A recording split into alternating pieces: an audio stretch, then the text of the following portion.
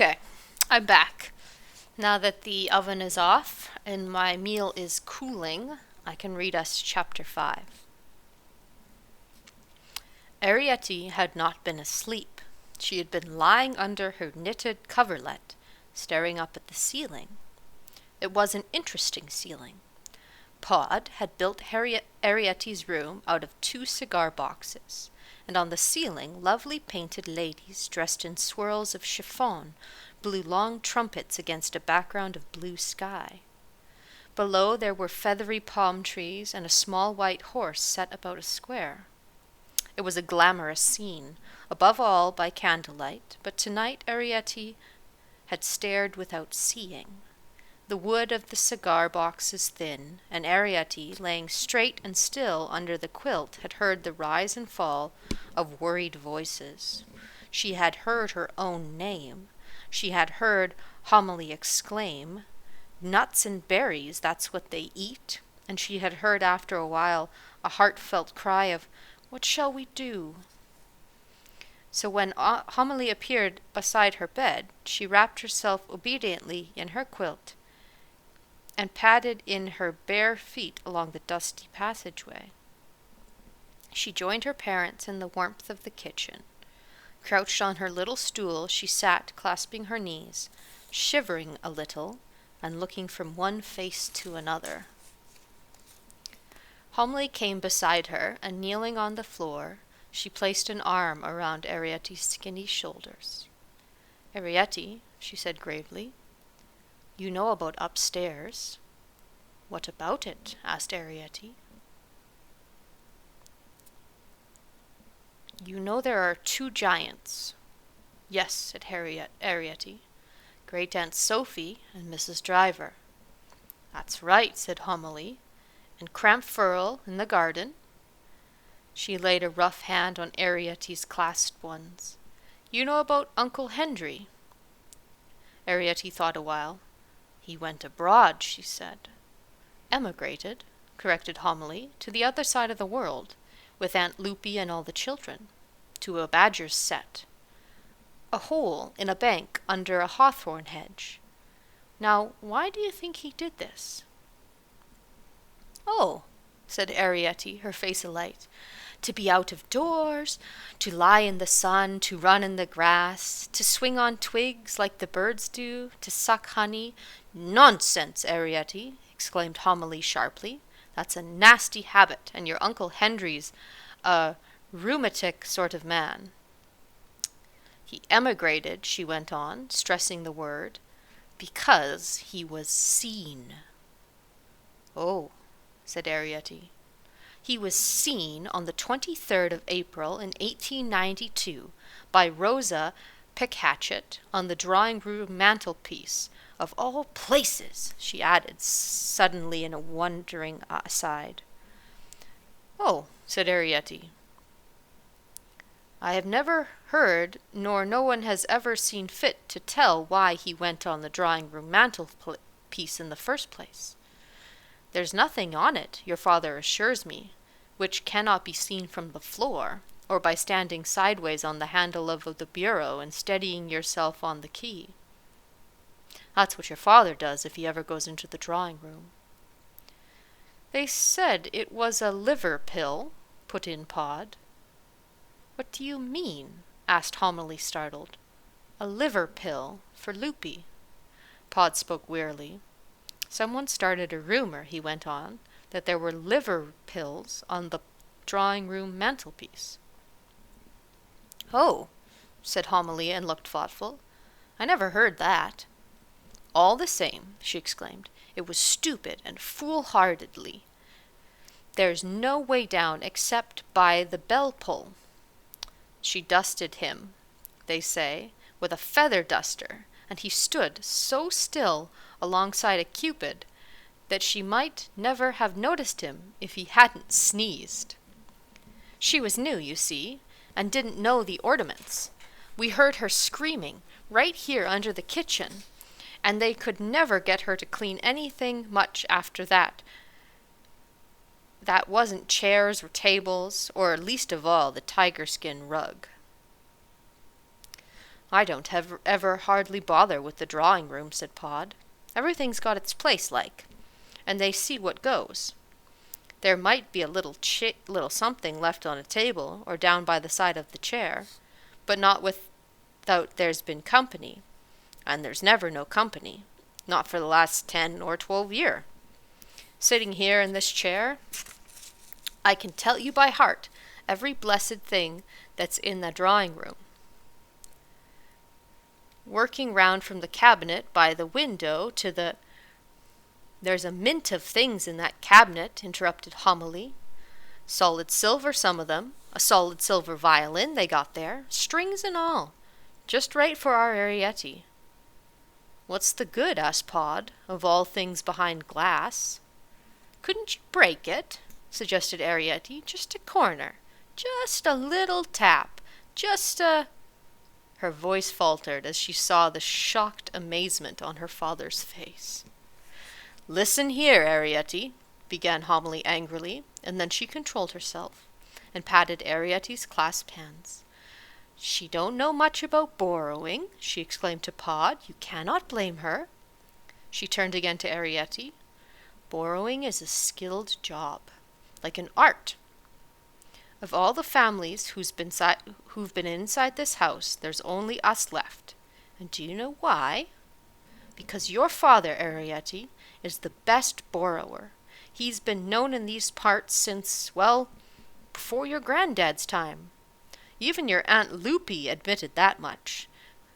When he was younger, I've seen your father walk the length of a laid dinner table after the gong was run, taking a nut or a sweet from every dish, and down by a fold in the tablecloth as the first people came at the door. He'd do it just for fun, wouldn't you, Pod? Pod smiled wanly. There weren't no sense in it, he said. Maybe, said Homily, but you did it. Who else would dare? I were younger then, said Pod. He sighed and turned to Arietti. You don't break things, lass. That's not the way to do it. That's not borrowing. We were rich then, said Homily. Oh, we did have some lovely things. You were only a tot, Arietti, and wouldn't remember. We had a whole suite of walnut furniture out of the doll's house, and a set of wine glasses in green glass, and a musical snuff box, and the cousins would come and we'd have parties. Do you remember, Pod? Not only the cousins, but the harpsichords came. Everyone, except for those over-mantles from the morning room. And we'd dance, and the young people would sit out by the grating. 3 tunes that snuff box played, Clementine, God Save the Queen, and the Post-Chase Gallop. We were the envy of everybody, even the over-mantles. Who were the over-mantles? Asked Arietti. Oh, you must have heard me talk of the over-mantles, exclaimed Homily. That stuck-up lot who lived in the wall high up among the lath and plaster behind the mantelpiece in the morning room. And a queer lot they were. The men smoked all the time because the tobacco jars were kept there, and they'd climb about and in and out the carvings over the overmantel, sliding down pillars and showing off. The women were... And now my telephone's going off. What a great night.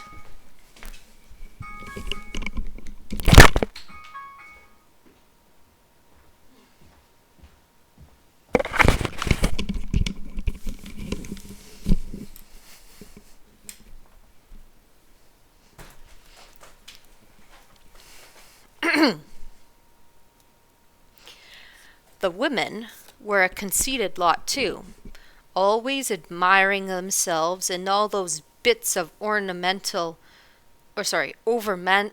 looking glass. They never asked anyone up there, and I, for one, never wanted to go. I've no head for heights, and your father never liked the men. He's always lived steady, your father has, and not only the tobacco jars, but the whiskey decanters too, were kept in the morning room, and they say those over-mantel men would suck up the dregs in the glasses through those pipe cleaners they kept there on the mantelpiece. I don't know whether it's true, but they do say that those over-mantel men used to have a party every Tuesday after the bailiff had been to talk business in the morning room. Laid out they'd be, dead drunk, or so the story goes on the green plush tablecloth, all among the tin boxes and the account books. Now, homily, protested Pod, who did not like gossip. I've never seen them. But you wouldn't put it past them, Pod. You said yourself when I married you not to call on the over-mantels. They lived so high, said Pod, that's all. Well, they were a lazy lot, that much you can't deny. They never had no kind of home life, kept themselves warm in the winter by the heat of the morning room fire, and ate nothing but breakfast food. Breakfast, of course, was the only meal served in the morning room. What happened to them? Asked Arrietty. Well, when the master died, and she took to her bed, there was no more use for the morning room, so the over-mantels had to go. What else could they do? No food, no fire. It's a bitter cold room in the winter. And the harpsichords? Asked Arrietty. Homily looked thoughtful. Well, they were different. I'm not saying they weren't stuck up too, because they were. Your Aunt Loopy, who married your Uncle Henry, was a harpsichord by marriage, and we all know the airs she gave herself. Now, homily, began Pod. Well, she'd no right to. She was only a rain pipe from the stables before she married harpsichord. Didn't she marry Uncle Henry? Asked Arrietty. Yes, later. She was a widow with 2 children, and she was a widower with 3. It's not good looking at me like that, Pod. You can't deny she took it out of poor Henry. She thought it was a come down to marry a clock. Why? Asked Arrietty. Because we clocks live under the kitchen, that's why. We don't talk fancy grammar and eat anchovy toast. But to live under the kitchen doesn't say we aren't educated. The clocks were just as old a family as the harpsichords. You remember that, Arrietty, and don't let anyone tell you different. Your grandfather could count and write down the numbers up to, what was it, Pod? 57, said Pod. There, said Homily, 57. And your father can count, as you know, Arrietty. He can count and write down the numbers on and on as far as it goes. How far does it go, Pod? Close to 1,000, said Pod. There, exclaimed Homily, and he knows the alphabet because he taught you, Arrietty, didn't he? And he would have been able to read. Wouldn't you, Pod, if he hadn't had to start borrowing so young? Your Uncle Henry and your father had to go out borrowing at 13, your age, Arrietty. Think of it. But I should like, began Arrietty. So we didn't have your advantages, went on Homily breathlessly. And just because the harpsichord lived in the drawing-room, they moved there in 1837 to a hole in the wainscot just behind where the harpsichord used to stand, if ever there was one, which I doubt, and were really a family called Linen Press or some such name, and changed it to harpsichord. What did they live on? Asked Arrietty in the drawing-room. Afternoon tea, said Homily. Nothing but afternoon tea. No wonder the children grew up peaky. Of course, in the old days it was better, muffins and crumpets and such, and good rich cake and jams and jellies, and there was one old harpsichord who could remember a syllabub of an evening. But they had to do their borrowing in such a rush, poor things. On wet days, when the human beings sat all afternoon in the drawing-room, the tea would be brought in and taken away again without a chance of the harpsichords getting near it, and on fine days it might have been taken out in the garden. Loopy has told me that. Sometimes there were days and days when they lived on crumbs and on water out of the flower vases. So you can't be too hard on them. Their only comfort, poor things, was to show off a bit and wear evening dress and talk like ladies and gentlemen. Did you ever hear your Aunt Loopy talk? Yes? No. I can't remember. Oh, you should have heard her say parquet. That's the stuff in the drawing room's floor's made out of. Parquet, parquet, she'd say. Oh, it was lovely. Come to think of it, your Aunt Loopy was the most stuck-up of them all. Arrietty's shivering, said Pod. We didn't get the little maid up to talk about Loopy. Aunt Loopy. Nor did we, cried Homily, suddenly contrite. You should have stopped me, Pod. There, my lamb, tuck this quilt right around you, and I'll get you a nice drop of piping hot soup. And yet, said Pod, as Homily fussed at the stove, ladling soup into the teacup, we did in a way. Did what? Asked Homily. Get her here to talk about Aunt Loopy, Uncle Henry, and, he paused, Eglatina.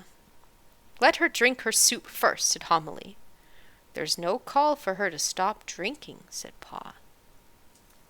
And that's the end of chapter 5. A little bit of a cliffhanger there. Oh, wait, there was a picture in this chapter. It was of Uncle Henry sneezing at the woman who came to dust the overmantel.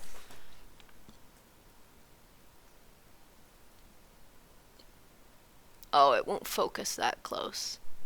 It's hard to tell, but this little person here, Uncle Henry, and there's the tiger rug that they talked about. All right. We are now this far in. I'll see what I can do this week. All right. Like I said before, hope you're well. I love you. Take care out there.